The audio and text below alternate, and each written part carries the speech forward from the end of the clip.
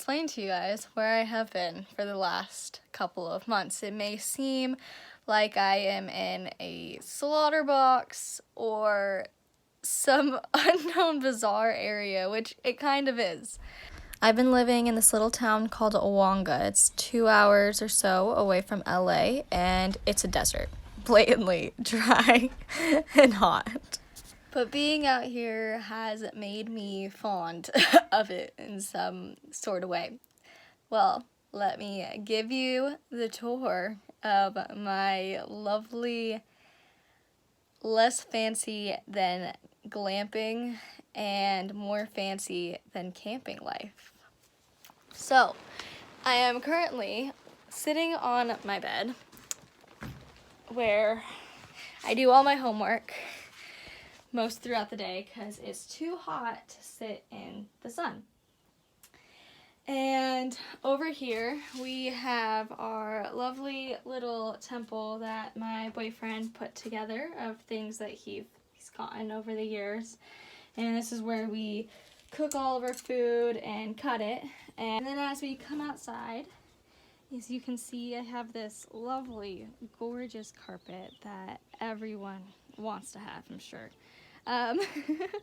It's really interesting and it seems weird, but as a dance major, I need a place to dance, and I don't want to be dancing on the dirt that has ants all over it. So it's been really great, actually, to have this carpeted area to be able to dance, and it made me realize you can literally dance anywhere you want to, no matter what circumstance you're in. As we walk over from our home to the fridge, we have to cover it so it doesn't get too hot. This is the tiny home. We finally just finished all of the siding. Well, not all of it, just the back of the house. He's probably in here painting right now. He is. He's painting the trim right now, but this is the siding that we just put together. We decided to do things lopsided this way or horizontally throughout the I should have definitely said house, vertically. which I feel like definitely makes it look more unique than a lot of other houses, which has been nice. Then as we walk over here, we have our sink where we wash all the dishes. All this water is completely clean and from a well, so it's perfectly able and safe to drink. So we usually fill up a 5-gallon jug and then pour it into our cups or whatever we're drinking out of. You're probably wondering where I shower now.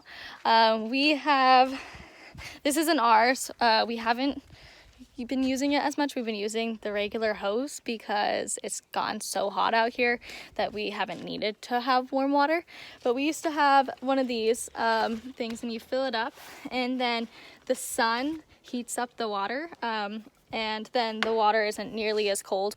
The reason I am choosing to explain this to you guys, and you're probably wondering why should I care how she's living, is to basically explain how this has changed my life. Before this, I never thought I would ever be able to live like this in any situation, and it's definitely proven to me that it's not easy, but it's not impossible or that difficult, honestly.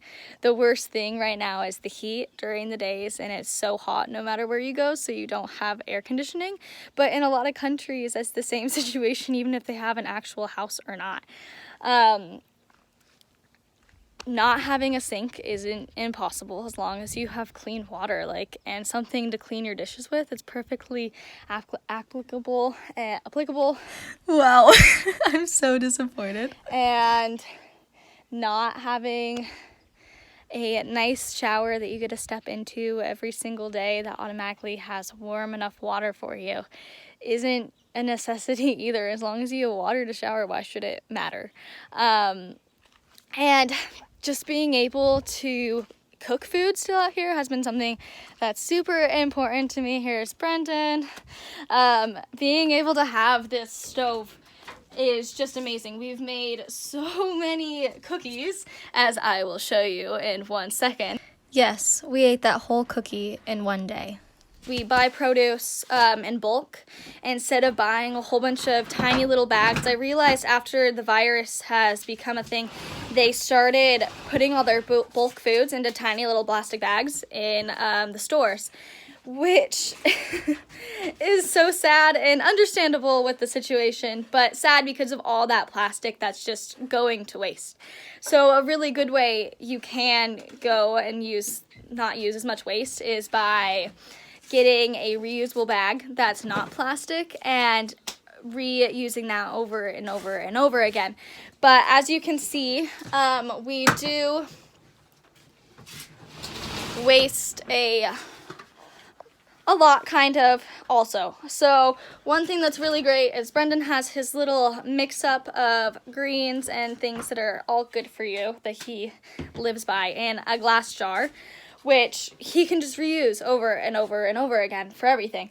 But then we have all these, even though they're bulk, like it's definitely bulk, so it's going to last us a lot longer and we're not going to just throw it right away. It's not going to be one time we throw it away in one day. This has lasted us, it's coconut chips by the way, it's lasted us for maybe a few months now since we've had it. We've also reused this cacao bag.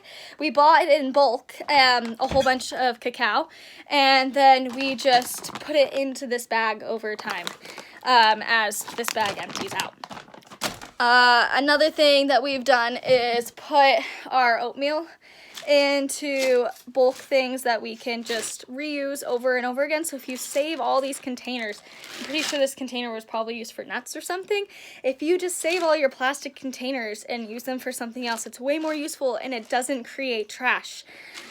About 99% of the things that we buy just goes to waste in six months, goes into the trash.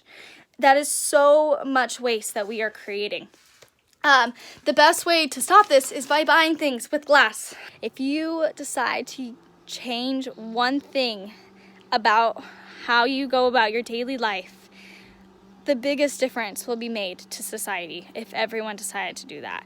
And I understand why people think, oh, why should I do that if no one else is doing it or if not that many people are doing it? But one person makes the biggest difference of all.